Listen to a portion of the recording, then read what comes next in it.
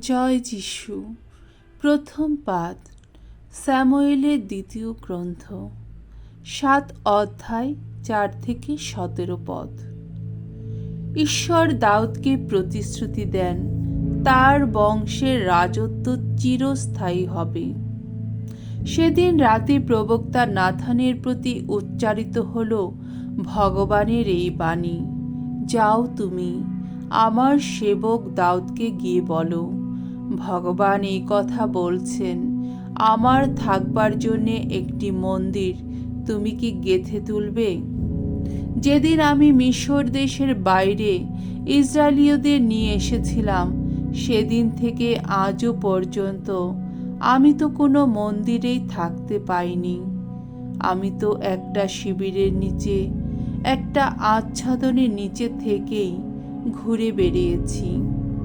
ইসরায়েলীয়দের সঙ্গে সঙ্গে আমি যখন যেখানে ঘুরে বেরিয়েছি, তখন যাদের আমি আমার আপন জাতি ইসরায়েলের মানুষদের প্রতিপালন করার কাজে নিযুক্ত করেছি, ইসরায়েলের সেই সমস্ত গোষ্ঠী নেতাদের একজনকেও আমি কি কখনো অনুযোগ করে বলেছি, আমার জন্যে এরস কাঠের কোনো আবাস কেন তোমরা তৈরি করনি?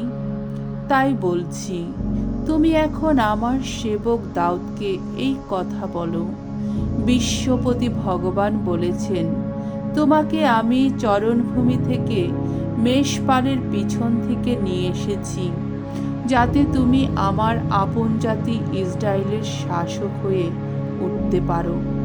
তোমার সমস্ত অভিযানে আমি তোমার সঙ্গেই থেকেছি, তোমার সামনের যত শত্রুকে বিনাশ করেছি। এরপর আমি পৃথিবীর সবচেয়ে মহৎ ব্যক্তিদের মতোই মহান একটি নাম দেব তোমায়। আমার জাতি ইসরায়েলের মানুষদের জন্যে স্থায়ী বাসভূমির ব্যবস্থা করব আমি।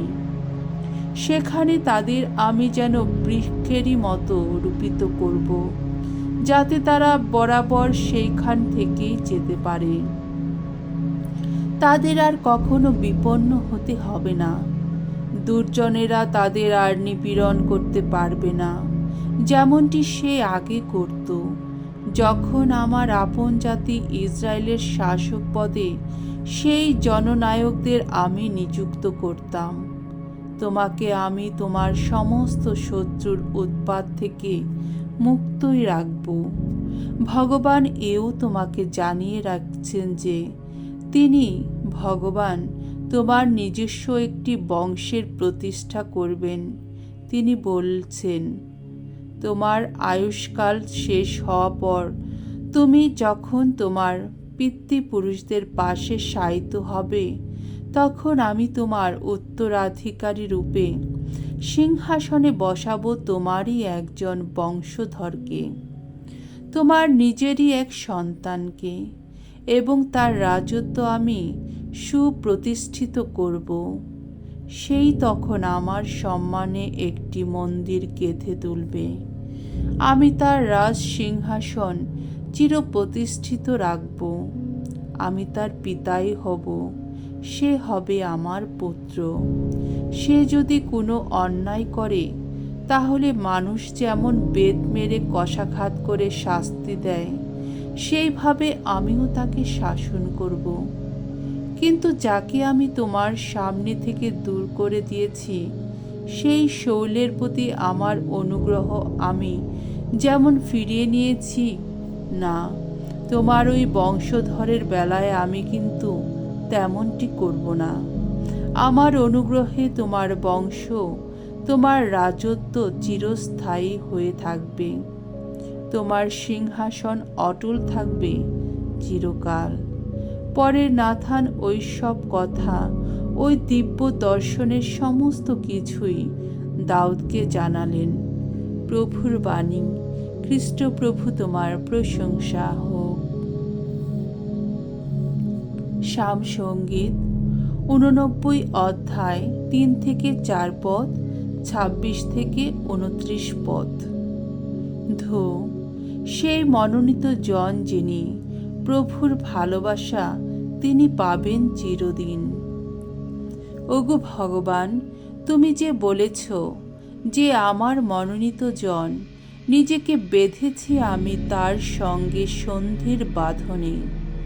আমার সেবকজন দাউদকে শপথ করে বলেছি আমি, তোমার বংশকে আমি চিরস্থায়ী করে তুলব, যুগে যুগে সুস্থিত রাখব তোমার রাজ সিংহাসন। সে আমাকে ডাক দিয়ে বলবে সেদিন, আমার পিতা তো তুমি, আমার ঈশ্বর তুমি, ত্রাণশৈল তুমি। আর আমি তাকেও তো দেব আমার প্রথম জাত পুত্রের অধিকার, এই পৃথিবীর সমস্ত রাজার উপর অধিষ্ঠিত হওয়ার সম্মান। তার প্রতি সদা জাগ্রত থাকবে আমার করুণা, তার সঙ্গে অটুট থাকবে সেই মহাসন্ধি আমার। তার বংশধারাটিকে আমি তো করব চিরস্থায়ী, আকাশের মতোই স্থিতিশীল করব তার সিংহাসন। বাণী বন্দনা। জয় জয় প্রভুর জয়। ঐশ্য বাণী সেই বীজ, সে বীজ বোনেন স্বয়ং প্রভু যিশু। সমস্ত অন্তর দিয়ে ঐশ্য বাণী যে করে বরণ, জীবনে সে লাভ করে শত আশীর্বাদ। জয় জয় প্রভুর জয়। মঙ্গল সমাচার। মার্ক রচিত মঙ্গল সমাচার 4 অধ্যায় 1 থেকে 20 পদ। বীজ বুনিয়ের উপমা কাহিনী। যিশু আবার সাগরের ধারে উপদেশ দিতে লাগলেন। তার চারপাশে তখন এমন প্রচণ্ড ভিড় জমে গেল যে তিনি একটি নৌকোয় গিয়ে উঠলেন। সাগরের ওপর সেই নৌকোতে গিয়ে বসলেন, আর সেই সমস্ত লোকেরা পড়ে রইল ডাঙাতে সাগরের ধারে। তারপর তিনি নানা উপমা কাহিনীর মধ্য দিয়ে অনেক বিষয়ে তাদের উপদেশ দিতে লাগলেন। এক সময় উপদেশ দিতে গিয়ে তিনি বললেন, শোনো, একজন চাষি একদিন মাঠে বীজ বুনতে গেল। তখন হলো কি, বোনার সময়ে কিছু বীজ পথের ধারে পড়ে গেল, আর পাখিরা এসে সেগুলো খেয়ে ফেলল। আবার কিছু বীজ পড়ল এমন পাথুরে জায়গায় যেখানে কম মাটি ছিল, আর মাটি গভীর ছিল না বলেই চারাগুলো দেখতে দেখতে গজিয়ে উঠল, কিন্তু সূর্য উঠলে সেগুলো রোদে ঝলসে গেল, আর শিকড় না থাকায় শুকিয়েই গেল। কিছু বীজ আবার পড়েছিল কাটা ঝোপে। কাটা গাছ বড় হয়ে চারাগুলোকে চাপা দিয়ে গেল, তাই সেগুলো কোনো ফসলই দিল না। আর কিছু বীজ ভালো মাটিতেই পড়েছিল।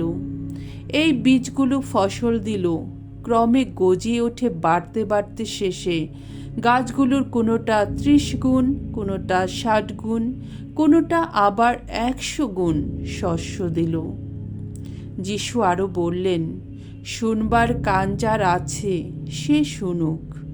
পরে যিশু যখন একা ছিলেন, সেই সময় সেই 12 জন শিষ্য এবং তার শিষ্য দলের অন্যেরা সবাই মিলে তাকে ওই সব উপমা কাহিনীর বিষয়ে নানা প্রশ্ন করতে লাগলেন।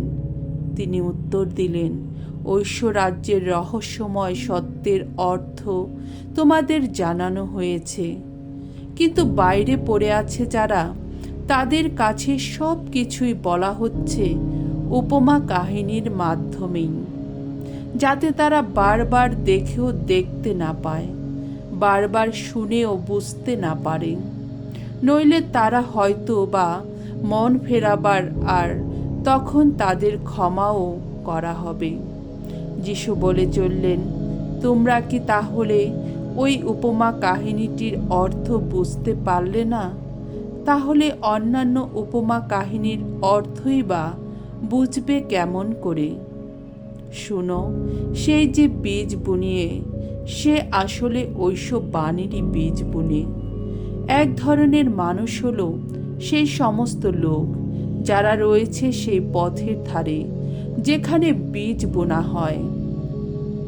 তারা বাণী শোনা মাত্রই শয়তান এসে তাদের অন্তরে যে বাণীর বীজ বোনা হয়েছে তা তুলে নিয়ে যায়।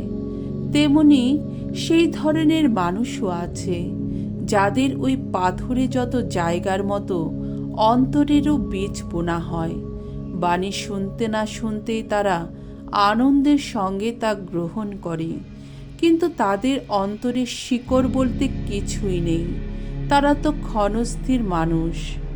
পরে বাণীর জন্যে কোনো ক্লেশ না নির্যাতন ঘটলেই স্থলিত হয় তারা।